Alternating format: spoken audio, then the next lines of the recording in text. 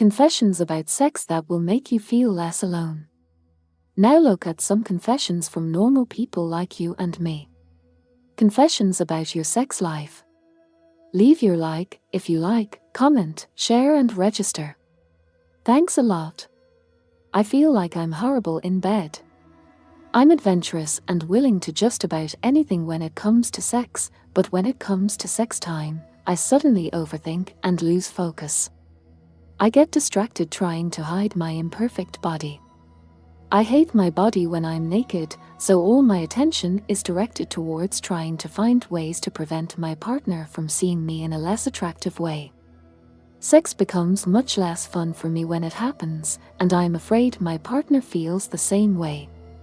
I'm getting married soon, and I don't want to bring this negativity into my married sex life. I just don't know how to block out the negative thoughts that keep me from letting go and having fun. The truth is, I'm insecure when it comes to sex, but I don't know how to express it to a partner, since I'm not a virgin. How do you explain that you're inexperienced and uncomfortable with things like masturbation when you've had sex before? I use alcohol to mask my nervousness, but I worry about never being able to have sober sex without anxiety and having a partner who accepts the fact that I want to start slow. It is embarrassing to feel like a fish out of water. I wanted us to talk more about the fact that just because everyone has sex doesn't mean everyone feels comfortable, likes it, or is an expert on the subject. I have temporomandibular dysfunction, which causes me jaw pain and makes oral sex with my husband super difficult and painful. That's a shame for me, and I wish I could do more for him. I would like people to talk more about how this problem affects people. The biggest taboo of all, virginity. There is no major physical obstacle, but it has never happened to me, and at this point it seems unlikely. Loneliness, isolation, shame, all while watching my appearance deteriorate and my singleness calm down. There is no trauma, there is no heavy antisociality, there is simply no mutual interest. No one has come to me, and I have never looked for anyone. I am old and I am in a very small, strange and secret minority.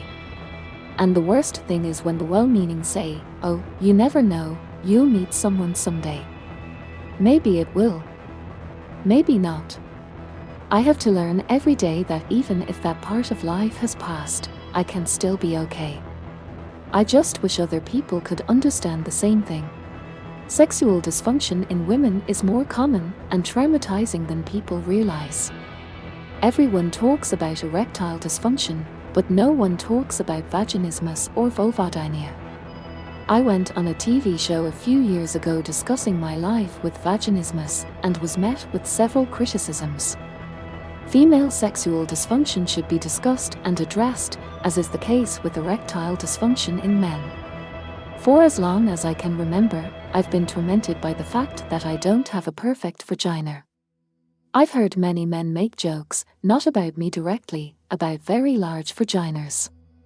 So most of the time, I avoid sex with new partners for fear of being judged or because it's disgusting to them. I wish I could talk to people about the loss of my sex drive after my career started to take off.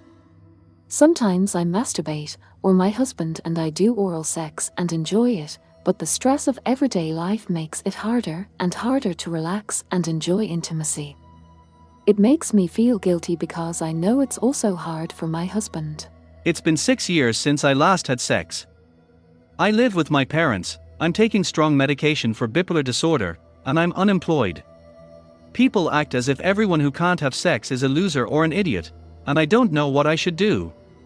I can go months without having a single match on Tinder and much longer without a response. It's been so long that I don't even know if I can do it anymore.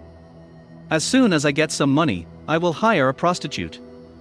I want to escape this shame and stigma. In the meantime, all I can do is practice patience and try to be kind to people.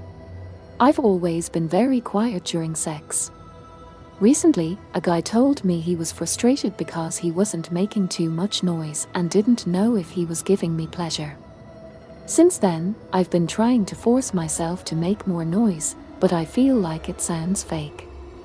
The volume of sex wasn't unsafe for me, but now I can't stop thinking about it when I'm having sex.